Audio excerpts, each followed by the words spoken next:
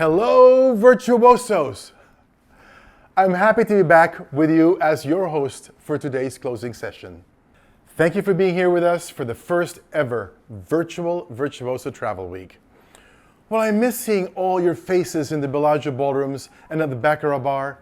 Being able to connect with you all like this has reminded me of why we love what we do.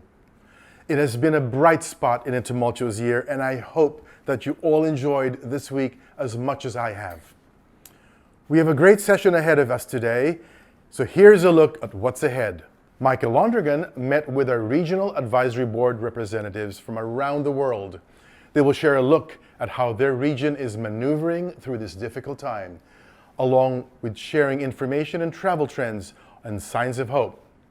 Next, Helen McCabe-Young will be talking with Cheryl Bunker, our VP of Member Relations, and Beth Butzlaff, our VP of Partner Relations, to offer best practices for success for members and advisors, including to make the most of how you can make marketing and publications work for you this year, and give you the latest information on 2021 partner portfolio updates. For our closing session, Keynote, we are proud and honored to have Sheila Johnson speaking with us today. Ms. Johnson is an extremely successful entrepreneur, philanthropist, mentor, founder, and owner of a Virtuoso partner, Salamander Hotels and Resorts. Ms. Johnson has a truly inspiring message of overcoming obstacles with courage and conviction, and I, for one, cannot wait to hear what she has to say. Let's get things started off to a great start. It is my pleasure to introduce Dino Michael, Senior Vice President of Luxury for Hilton, representing our closing session sponsor, the Waldorf Astoria. Good morning, good afternoon, and good evening to everyone. Thank you for the generous introduction, and I'm delighted to be here, albeit through my smartphone.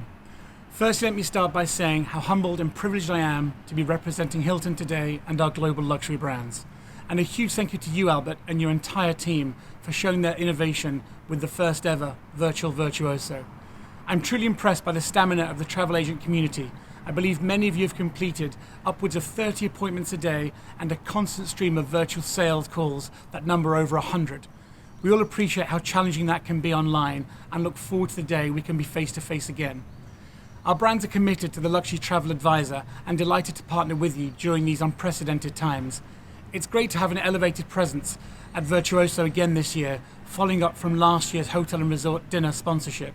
It took time to think of the appropriate topic for this closing speech, but I want to start by acknowledging every single team member across our enterprise for their dedication during these difficult times. Their unwavering commitment in the pursuit of ensuring our guest loyalty and happiness is testament to what an amazing industry we work in. Like many of you, this year has been challenging in so many ways on both the professional and personal front. But despite everything, I remain hopeful and confident.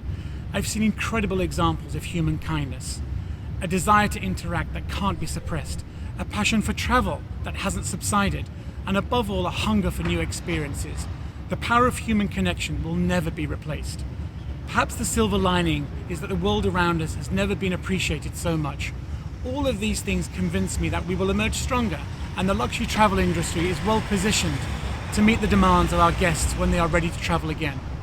This pandemic has no likelihood reminded the high net worth traveller of the powerful value a luxury travel advisor brings, and the goodwill that has been justifiably earned as the world continues to change its rules at a moment's notice. Consistency and reliability will be vital in the future, as will being nimble and adaptable, which I hope you've witnessed and perhaps even experienced with the introduction of our Clean Stay and Event Ready programs, alongside our trusted Hilton Honors app and our digital key technology, meeting the needs of today's travellers. As many of you have probably guessed, I'm in London using my newly found amateur editing skills to appear in front of the Biltmore Hotel Mayfair, the Conrad London St James, and finally the forthcoming Waldorf Astoria Admiralty Arch, which for me has a great deal of personal significance growing up in this amazing city. Our growth and momentum continues unabated, and over the course of the next 18 months, we'll be adding over 15 amazing hotels and resorts across our luxury portfolio. Conrad Punta Mita in Mexico, a wonderful resort addition to LXR in the Indian Ocean, and Waldorf Astoria Xiamen. And it would be remiss of me not to mention the exciting development we have in Las Vegas, where we were all meant to meet this week, the Resorts World Complex under construction, featuring Hilton, Conrad and LXR, meaning that for the first time the city will finally feature all three of our luxury brands following the opening of Waldorf Astoria, Las Vegas in 2018. So before I hand back to Albert, I wish you all a very prosperous and successful future, and I look forward to meeting in person next year. Albert, back to you. Thank you, Dino, and more importantly, thank you for the great partnership. Next, we have a great panel lined up for you. Virtuoso is a truly global network, and these worldwide connections are ever so meaningful to us, especially during these times. Virtuoso's Michael Londrigan, who is based in Sydney, sat down for a conversation with the chairs of our regional member advisory boards. And now, we'll join Michael down under. G'day Virtuoso Travel Week. My name's Michael Londrigan. I'm the Group General Manager for Virtuoso, and I have the pleasure today of hosting a wonderful panel of your global member advisory board members and your regional member advisory board members. Today I'm joined by Kimmy Wells, who's a Canadian Regional Director, Anthony Goldman, who's the Australia and New Zealand Director, Charlotte Harris, who's the Asia Regional Director, Josh Bush, who's the Northeast USA Regional Director, Fernando Rosette, who's a Latin America and Caribbean Regional Director, and Helena Andren, who is the EMEA Regional Director. Welcome to them. So Helena, as we move towards recovery, obviously advisors are faced with a huge amount of challenges in the current market. What do you see as the big challenges they've got when talking to their clients in recovery? Well, most of the clients who want to travel now, they're not that afraid of getting ill. They're more concerned about getting stuck at a location or the quarantine. So that's a big issue. And the other big issue is deposits and down payments and cancellation policies. I find most suppliers are quite flexible, but they are sort of doing a little bit by bit and not thinking long term. And I think this is going to go on for much longer than we thought initially. So I think that's the biggest challenge today, getting the clients to take the leap and confirm. They want to wait. Yeah. That's excellent. So Anthony, let me get your perspective. I think one of our biggest challenges at the moment are staying relevant and finding real ways to stay connected with our clients. So we're doing a lot of work in connecting with our clients, finding reasons to talk to them, like Wunderlist, and really continuing to communicate our value as their travel advisor when they will need us. So Charlotte, let me ask you. Obviously, you in your business have had to make changes and adjustments, and you've had to pivot a little bit. What advice would you give to the other owner managers around the world who are in the face of having to pivot their businesses and maybe even their value proposition to market? I mean, obviously, this is quite difficult in Hong Kong for a travel business where we're basically surrounded by borders. Our travelers who are based here can't go anywhere except for locally. So what we're doing is we are encouraging staycations, and we've put together a campaign where we want our clients to explore their backyards. So we've put together green tours where people can go out with a guide and really explore the natural environment outside of basically outdoors. So there's a lot of hiking, exploring, the beaches, and exploring the UNESCO World Sites that people don't really know about that are here in Hong Kong. We're getting kids involved. We're getting, fitness instructors involved. So outdoor yoga, outdoor fitness exercises, and just basically putting together very different experiences that people can have here locally in Hong Kong. We're obviously encouraging people to explore their backyards, but we're also engaging quite a lot of local businesses, local charities, some local artists, where we can collaborate and work together to enhance people's experiences. So, for example, when we're encouraging staycations, we're probably gifting something to the guest when they check in or when they arrive into their room, something that we've partnered with a local artist or a local charity to really enhance their stay and to really, get people thinking about their local backyard. So get people thinking about Hong Kong, why they love Hong Kong, why they're still here, and reminding people that, yes, we're a small business, we're a local business, but there are also other local businesses here in the city that are suffering and that are struggling, and we're all just coming together to help each other. So I think this is one thing that, our clients have quite enjoyed. They've really liked storytelling and the storytelling that we've done locally. And it's just another way to enhance communication with our clients and build relationship with our clients for when we do get to travel, hopefully later in the year. I love that community angle. I just think that's so much about travel, bringing your community together as opposed to just trying to sell something. So Kimmy, let me ask you. Sure. So we're trying to focus on a lot of education and inspiration. So I've been running a series of travel dreaming events virtually for our clients to replace our normal in-person events. So we've done one on Tahiti and French Polynesia. We've just done one most recently on Canada, on domestic travel, realizing after doing some polling that most of our clients really aren't looking to leave Canada this year. So we have to realize it's the reality of the situation now. So we've been doing a lot of training and development with my team to focus more on the localized product and opportunities where we can still, make revenue from that for local trips to try and get some bits of business this summer. So we've been doing a lot of that. And then I believe as an industry, it's a lot about leading by example.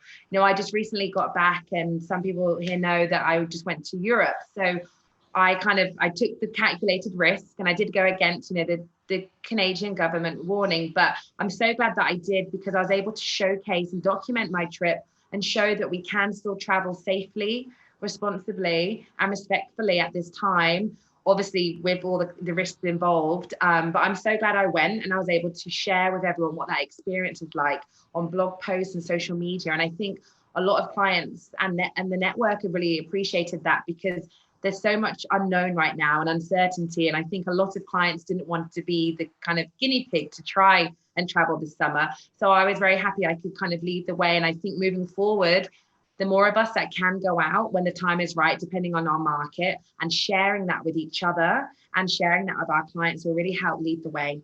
Now's the time to change your business. Now's the time to not be afraid of making change and making hard decisions. And the base of your business and the value of your business will always be there, because the number one asset are the people and the knowledge that we have, and nobody can take that away from us. Nobody or no virus can take that away from us. So shrinking your business as much as possible now, so you can come out heroed later. So Josh, I'd love to hear your view on this. What do you see as the opportunities that the members really have to capitalize in the next 12 months? I think that one of the biggest opportunities is, how do we capture this pent-up demand when it's time to travel? So we're all waiting on the edge of our seat for a vaccine and a viable treatment. And many of our clients who've had really big journeys and trips booked for 2020 have had to forego those. And so one of the things that we're putting in front of our clients, and we're doing this with the help of tools like Wanderlist, is how can you now double down on your vacation for 2021?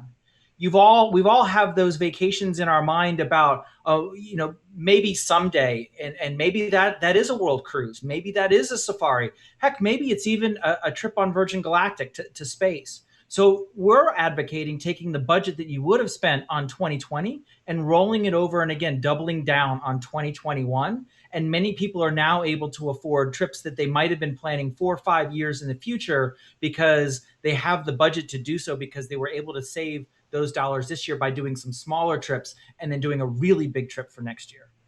Fernando, may I ask for your opinion next?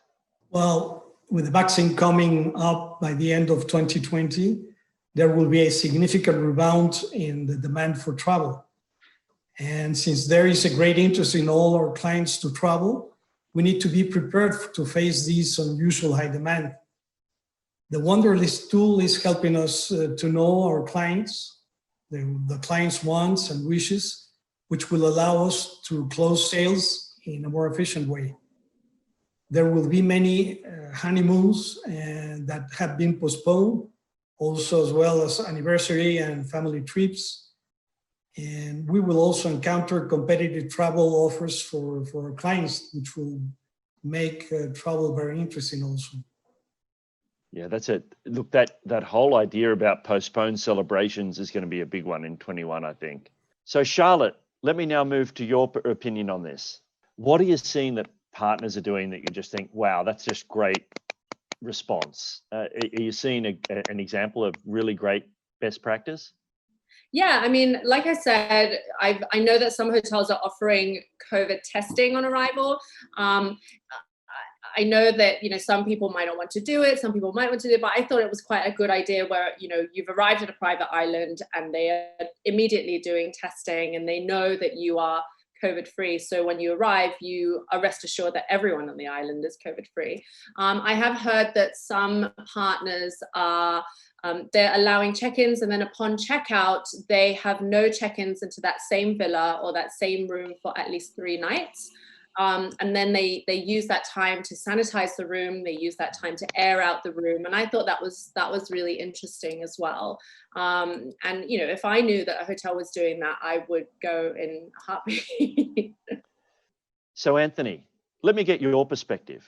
I think our partners are trying to stay relevant. We're getting emails from our partners in Mexico and our partners in Los Angeles and partners in London. And we can't travel there at the moment. But what they're doing is trying to continue the human connection we have with them and really understand their ongoing proposition. There's not much talk about Michelin star restaurants. There's a lot of talk about hygiene. There's a lot of talk about safety. But really, we just want to know that they're still there and that they're going to be ready to welcome our clients back. And I would say, while again, the majority of our advisors have done that and they've been doing that outreach, needless to say, there's still a few that might be a little down in the dumps. And that's why they call this the Corona coaster. I mean, it is not only has our revenue gone up and down, but our moods and our feelings from day to day hit highs and lows. And so if you're able to kind of break out of that shell and do outreach, those are the ones where you would be so surprised as how the community and how our clients care for us and appreciate and value what it is that we do. And they want to do everything that they can to be able to support us when the time's right. I love that point. I really love that point that Josh just made around our community really does appreciate what we do. So Kimmy, let me ask you. So for one, I think without a doubt, it's the increased use of a travel advisor, which is a huge opportunity for us. I think we're all at the point to realize those who weren't so confident of the value or maybe weren't confident in charging professional fees for their time, the value is definitely proved now, if it wasn't already. So I think there's an opportunity there that we can come together as an industry to enhance ourselves, to look at our standards, to look at our policies, procedures, the way we work, and just really come out stronger from this. I really love, I'm kind of getting sick of the whole new normal. I've really been believing and pushing with my team about a new better, because I believe it will be a complete wasted opportunity if we don't all come out better individually as agencies and together as the luxury travel industry better after this COVID nightmare. Helena, I think we'd all like to hear what you think on this topic. I'm not exaggerating when I say that I couldn't have done these past few months without this network. It has really given me hope and strength, and knowing that I'm not alone, and also being able to just check in with everybody. These collaboration groups have been amazing as well in keeping track on what's going on, and also these weekly updates from Matthew. It's just encouraged me so much. So really, I can't say enough about how much I appreciate Virtuoso. We're getting sick of saying this in Australia to each other, but we keep saying we're all in this together. And the reality is we are all in this together. Like there is no one in the tourism industry who has been able to dodge this circumstance. And we've all had our good days and we've all had our bad days. And I think the thing is, when we have our bad days, we really need each other. No, for sure. Well, that concludes our panel. We could talk for a long time about these issues, but this has been a very concise summary from around the world. I am continually reminded by a great saying that says there are no atheists in foxholes. And that very much is true about the insights from this panel. The one thing that they all share is this incredible optimism, this grit, and this passion for our industry.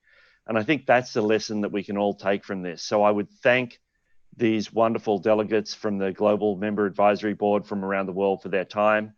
And I would thank the attendees for listening. And remember, we are all in this together. And as we come out of it, our place in the community, as Josh Bush said, our place in the community is warranted and supported. Thank you. Thank you, Michael. And thank you as well to members of a Regional Member Advisory Board for participating in this conversation.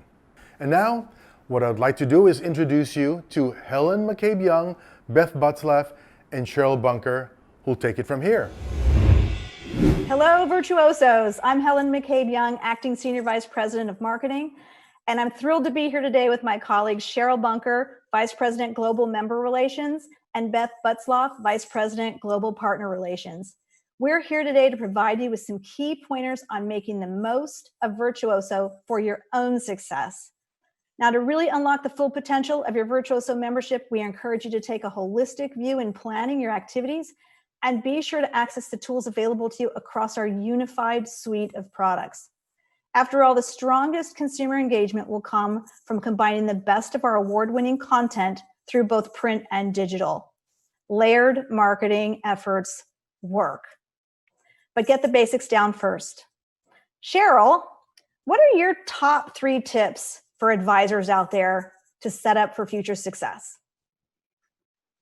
Thanks, Helen, for having me. Virtuoso is known for having a tremendous number of programs, but there are 3 things that advisors can focus on right now that will make a difference as we're entering the recovery phase for travel. Number 1, make sure your virtuoso.com profile is complete and up to date. Here's an example of a great advisor profile and easy steps to complete or update yours. More about the enhancements to virtuoso.com to come later, but it's important for you to have a visible profile for consumers who visit the site, as well as our preferred partners who are looking for you. For those of you in a Virtuoso community, your profile includes your designation, making it easier for consumers and preferred partners to find you. Concentrating on what you know and love is an effective sales approach. Advisors who participate in Virtuoso communities show a proven increase in their sales with the participating advisors.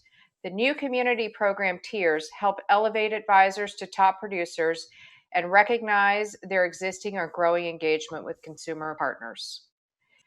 Also, use the new Virtuoso exclusive rate code in our Best to the Best hotel program. This new VMC rate code in Sabre includes a promotion that is exclusive to Virtuoso, such as a discount or an extra benefit, and that's in addition to the hotel's full Virtuoso amenities. Another thing that's important right now is staying in contact with your clients and travelers. Have confidence in the award-winning Virtuoso marketing that has the right message for the times to inspire travel. Make sure your clients and your prospects are coded for Virtuoso Life, direct mail, and email in your CRM. Another way to access the award-winning Virtuoso marketing is through My Marketing on virtuoso.com. Here you have everything right at your fingertips, including the ability to automate your social media feed. Lastly, I hope many of you have had an opportunity to participate in the professional development sessions here during Virtuoso Travel Week. But for those of you who are busy with appointments, as Jennifer mentioned during our opening session, you will have complete access to the professional development, the destination, and the brand training here through the end of the month. Then you'll find them in the Virtuoso Travel Academy in mid-September. We have seen a tremendous increase in professional development over the last couple of months, and we continue to innovate training for our advisors. We've developed learning paths to help you meet your goals and also have a brand new training program for advisors who are new to the industry. Based on your requests, we've added numerous live webinars, we've developed new content, and hired experts to help coach us through this crisis. We know that you'll be ready when travel starts to rebound. So Helen, those are my top tips to share to help advisors be successful right now. And those were great tips, Cheryl. Thank you so much. I particularly love the emphasis on learning through professional development. Never stop learning, right? Now, Beth, on to you. Can you give us your top pointers on the partner side to maximize the value of Virtuoso? Absolutely. Helen, there is a mirror effect on the partner side of this equation, and there's 3 things that they can do to maximize value. Number 1, make sure your hotel, destination, and cruise line is 100% visible, especially if you're an independent hotel or small company. Be sure you update your product profile. Easy, right? If you need help, Virtuoso.com has toolkits that provide 12-month action plans and tutorials on how to best navigate and utilize Virtuoso.com. And like Cheryl said, make sure you're visible in tools that are available to you, like the new hotel VMC code, or cruise headquarter groups, Virtuoso Voyages, or listing of exclusive offerings you have in Virtuoso.com. Number 2, join a community. Join a community to highlight your company's strongest customer interests or those that you want to grow in the future, such as wellness or family, which we're seeing that is really trending at this time. Communities provide easy access to like-minded advisors. Many partners will invest significant time and money to find that advisor that's that needle in the haystack who complements your company's goals, but Virtuoso Communities actually brings and curates that advisor to you. This segmentation creates the perfect business match. And finally, 3, engage through multiple touch points. Engage is the key word. Build a holistic plan and ensure consistent visibility to the most affluent travelers out there through the Virtuoso network.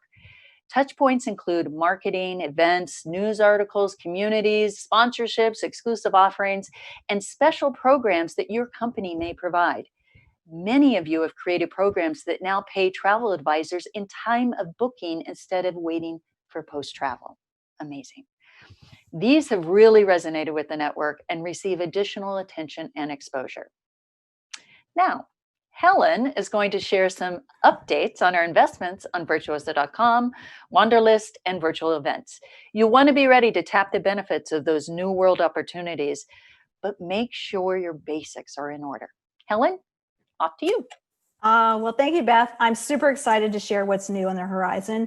Everybody at Virtuoso has been busy during this COVID period, building stronger products and features for our network to reach those affluent travelers where they are, dreaming to go. And speaking of that, I want to start with Wanderlist. If you've not done so already, check out what's new on Wanderlist as it continues to gain steam for travelers who are dreaming of travel and advisors who are inspiring them.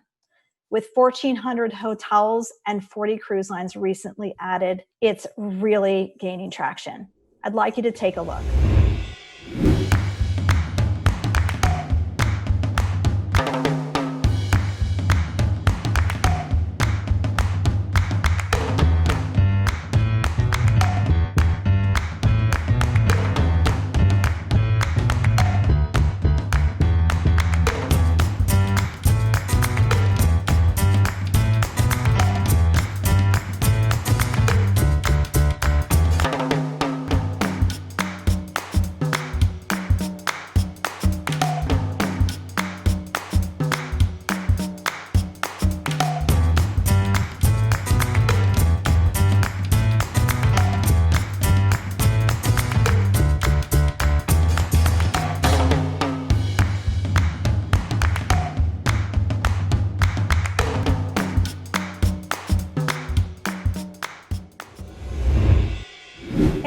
list is really fun. It's free. It's a tool to help warm client referrals and inspire existing clients. It can help speed recovery, knowing what they're already dreaming about before they're even ready to plan or book. Download it, take a look. Now, virtuoso.com. Here, we're taking a much more content-forward approach and reimagining the user experience to engage travelers by allowing them to search destinations, exploring their own travel passions like adventure, family, sustainable travel, and also to provide new inspirations they wouldn't dream of on their own. This gives them more reasons to use a travel advisor on every page. What's great is they'll soon be able to add these inspirations to their wander list. Now, the real win is that everything points to connecting with a travel advisor. So it's a full circle. Travelers, partners, advisors. Win, win, win.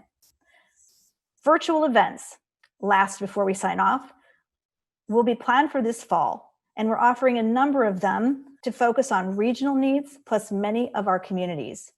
These events are a great way to stay connected, and they'll be posted on our events website in just a couple of weeks.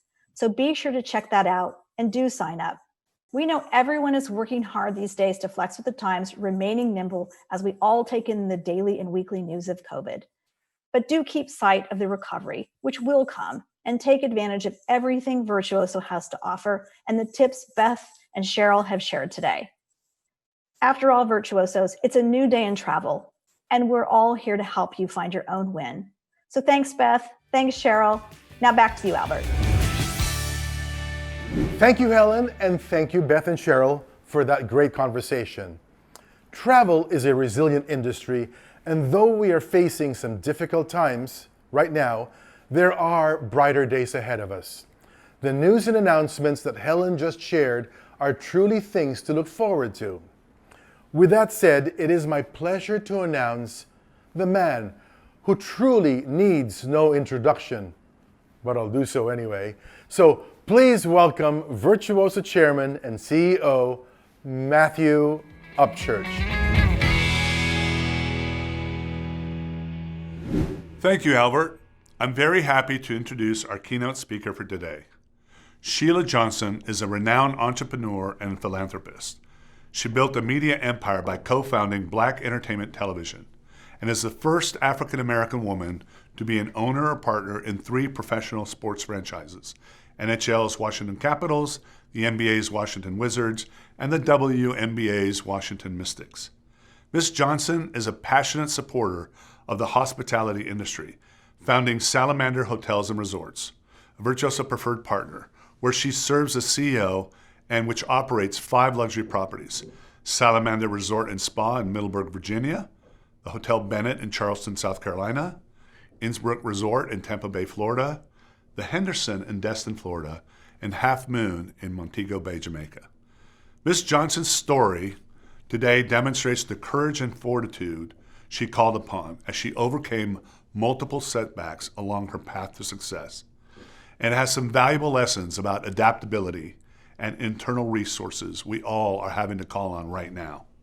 I know that you will find a great deal to relate to in her story, and that you will be inspired and uplifted as well. Please join me in welcoming Sheila Johnson.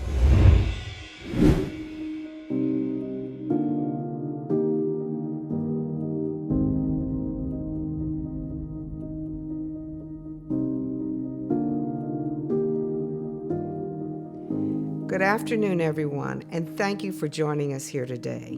My name is Sheila Johnson. I'd like to acknowledge and thank the great Virtuoso team led by Matthew Upchurch for not only inviting me to speak, but for having the courage, imagination, and foresight to move forward with this year's Travel Week conference against the longest odds, and to do so virtually. As they say, it's not the cards you're dealt in life, it's how you play them. And for that reason, my hat is off to Matthew and his entire team for a job well done, and to the travel advisor community for devoting your time to attending. While you may know that I'm the founder and CEO of Salamander Hotels and Resorts, let me pull back the curtain a little for you. And let me tell you instead a little about the woman behind both the name and the title. and how my backstory and journey led me to the remarkable industry. I was born a few decades ago in Maywood, Illinois, a tiny bedroom community just west of Chicago, where I was both a cheerleader and a violinist at Proviso High School, the same school that graduated, among others, singer John Prine, actor Dennis Franz, and one-time NBA star Doc Rivers. I was the oldest child and only daughter of Dr. George Crump and his wife Marie. My dad, a brilliant man of science, was one of only a handful of Black neurosurgeons in America at the time. My mother, meanwhile, was a classic 50s housewife who lived for her family and whose full-time job was making sure the food was always good and hot, the sheets were always clean and crisp, and that everyone felt welcome. After a college career at the University of Illinois, where I'd gone on a full music scholarship, I got married and helped start both a family and a new business.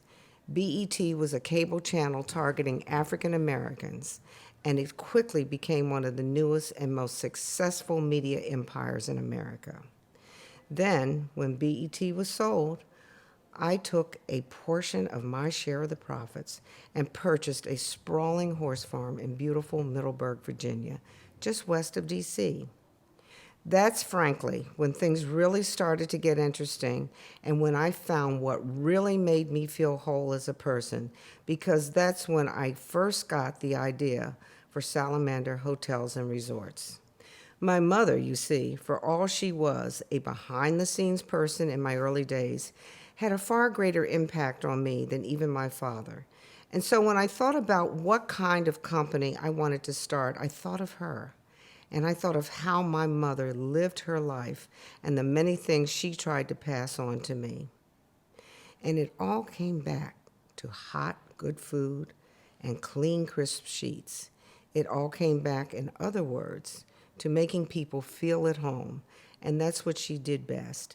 And I realized that's what I did best. Now, as for the name of my company, let me tell you a quick story.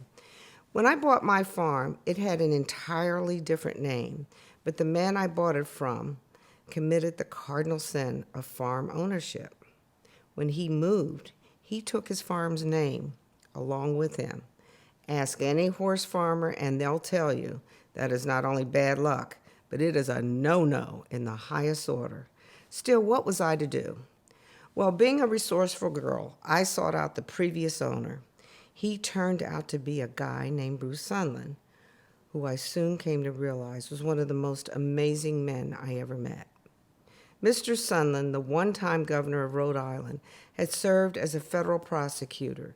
He worked side by side with President John Kennedy and had orchestrated his inauguration.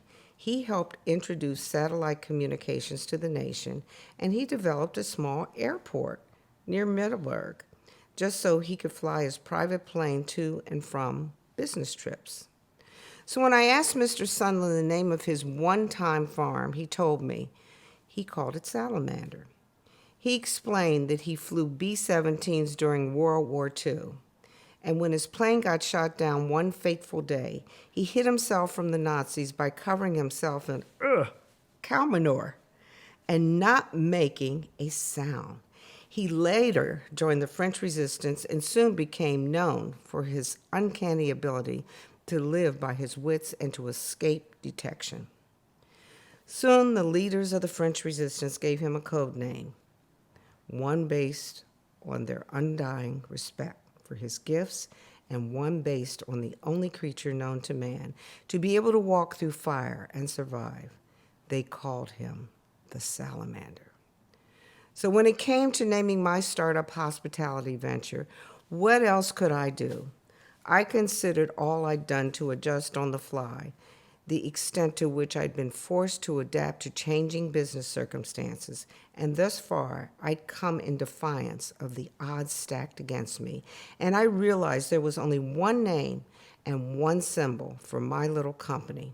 Aha, the Salamander. But I tell you these things only so that you can get to know me a little. because one of the things about me, and frankly about my properties, is this. I do not have a huge corporate brand. I don't have a NASDAQ symbol or an ad budget measured in the tens, if not hundreds of millions of dollars. In fact, in many ways, I'm the brand. I'm just me. And I've got a small team of hardworking and fiercely dedicated professionals behind me. And what I believe and what I've tried to impact to every person on my Salamander team, from top to bottom, is just that. As a politician wins an election one voter at a time, or an author builds a fan base one reader at a time, so too we will build this company one guest, one heart at a time.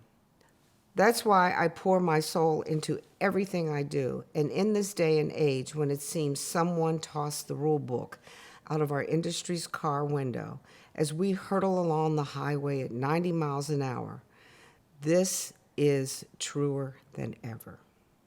But I'm not afraid, and you know why? Because it's Salamander. We're real. And just like me, we're all about honesty and passion. You see, people can not only sense honesty and passion, they gravitate toward it. They try to get as close to it as possible in the hopes that they can, just maybe, warm their hands on it. That's what Sheila Johnson is all about. That's what my properties are all about. Salamander Resort and Spa in Middleburg, Virginia, Hotel Bennett in Charleston, South Carolina, Innisbrook Resort in Tampa Bay, the Henderson in Destin, Florida, and Half Moon in Montego Bay, Jamaica. And that's what everything I ever undertake is all about. To show you what I mean by that, I'd like to play a brief video for you. But this video will not be slickly produced and glossy celebration of my luxury hotels and resorts. Instead, it will be a clip of a film festival I started 8 years ago in my hometown of Middleburg. And watch how I've incorporated so many of the things that remain near and dear to my heart. Diversity of thought and people, empowering women, supporting the arts, humanity, truth, great storytelling, and integrated them all into the Middleburg Film Festival. Roll the video, please. Hi, I'm Sheila Johnson. In 2013, I founded the Middleburg Film Festival with the mission of using the power of film to engage, inspire, and inform audiences. You only know what you're into down here in Alabama when you're guilty from the moment you're born. The movies we've screened over the past 7 years have encouraged dialogue and fostered understanding and empathy. When you see something that is not right, not fair, not just, say something, do something. Mudbound is an investigation like who we are as a country. Like this is not new. They can't just pick us or sit us down like we do. This is who we are. This is not past tense. This is who we've always been, and like the tablecloth is just being pulled back. We've listened. We've learned from one another. We've laughed and cried together. Fear is your enemy. Whoa, easy now. I'm gonna be free or die. Thank you so much. Me and the production designer and the costume designer, you know, all of us African American, we cried every day, but we were fortified by, and I'm always fortified by in studying American history, the tenacity and the ingenuity and the strength of our people. We've been transported and transformed. We've honored trailblazers and celebrated unsung heroes. My fear for him was not a reason why I shouldn't do it. It was exactly the reason why I should step into it, because that fear is the same fear that every black parent has for their children when they put them out into the world. And so that's what it was for me, and it turned into an extraordinary experience. Through diversity and inclusiveness, films can forge connections, heal, and bring about change. And it's a great pleasure that I give you the Visionary Award. And thank you so much for being here for the Middleburg Film Festival, and I don't want this to be the last time. With your support, we can continue to bring films like these to a wider audience. The stories we tell and the voices who tell them matter.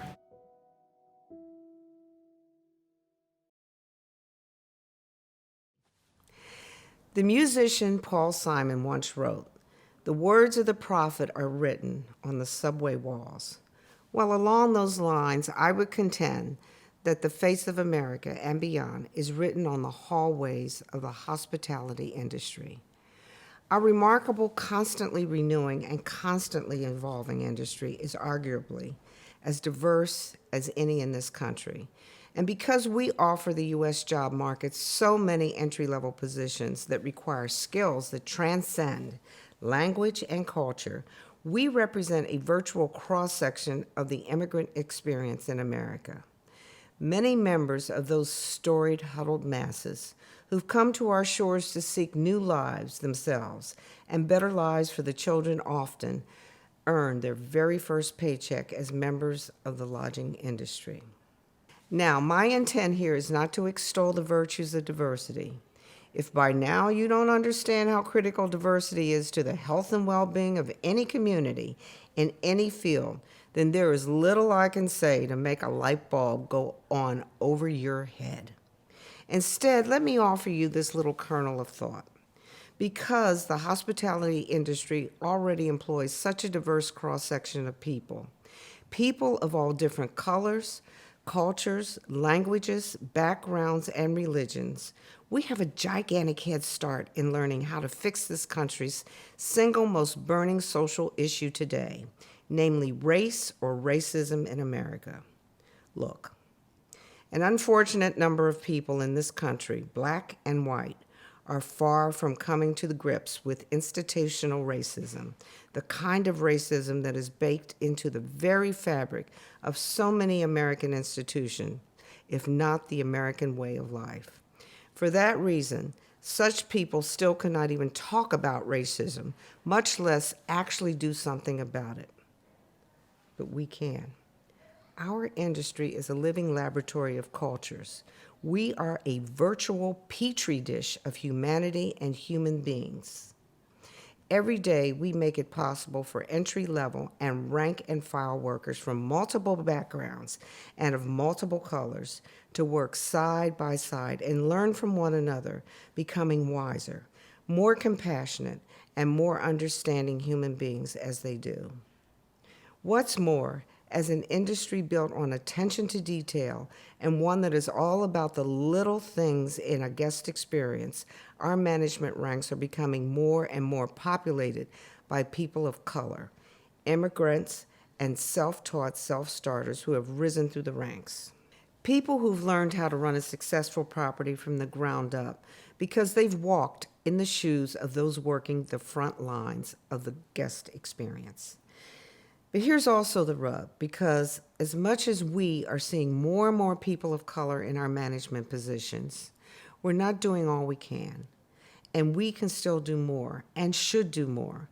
Because if the hospitality industry's rank and file is being strengthened more and more by diversity, doesn't it stand to reason that our management ranks would also benefit by the same broadening of racial experiences, sensibilities, and backgrounds? I urge all of you, because in these crazy divided times in which we find ourselves, to dare yourself to confront the issue of race as you perhaps never have before. Consider our nation's history. Consider our collective treatment of Native Americans. Consider the vast hopelessness that continues to grip our poorest Black communities. And consider that race and racism is, indeed, a problem that is not going to go away until we, you and I, fix it. But we're not going to fix it by demanding more of our president, demanding more of our congressman, or even demanding more of our neighbor. We're going to fix it by demanding more of ourselves. We do it by providing promotions and professional opportunities to people who don't always look or talk like we do.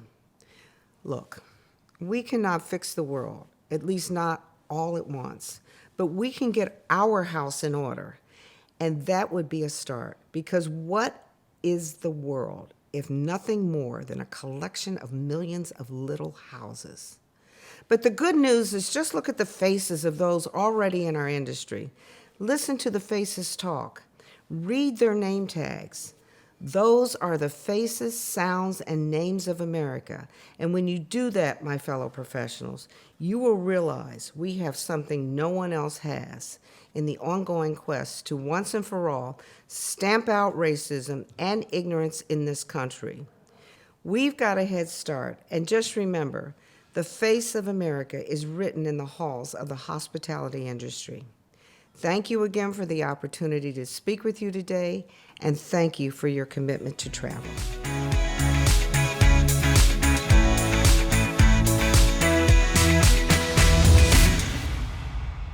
Thank you very much, Sheila. You have just shown us what can be accomplished when you dig deep and stay committed to your vision of what can be. Thank you for helping us to end our first ever virtual Virtuoso Travel Week on such a high note. I'm proud to have Salamander as part of the Virtuoso family, and I hope everyone watching feels as motivated as I do right now. Not just to carry on, but to tackle important issues and be our best selves in our own businesses. And that brings us to the end of Virtuoso Travel Week. I wish that we could cap it off with our traditional gala and all-night parties, but I don't want to dwell on what we can't do when there's so much to celebrate and what we've accomplished together this week. It's been an incredible 4 days of learning, sharing, and connecting in new and different ways. You've completed thousands of one-to-one appointments, took thousands of hours of professional development, and I hope it's also brought you at least some of the feeling of camaraderie that we traditionally find every year at this event. And I feel confident that you have made new connections, discovered new partners you may want to share with your clients, and be re-energized to continue on the path toward a full travel recovery. I want to bring back my wife, Jessica, Virtuoso's Vice Chair and Sustainability Strategist, and the host of this year's Under One Sky event, to help me say goodbye and thank you all. Thanks for joining me. Jessica. Thanks, honey. I'm so glad to be here. What a special event this has been. Hasn't it? I'm so pleased and proud of all of our members and partners who've made the commitment to spend time with us. Absolutely. It's made us both feel proud and grateful. Well, in the extraordinary times we're all living in, I think the finale of our first virtual Virtuoso Travel Week is definitely something to celebrate. Don't you? I do. So why don't you all raise a glass with us, a mug, a water bottle, whatever you have handy, and let's toast to Virtuoso Travel Week 2020. To the value of connections.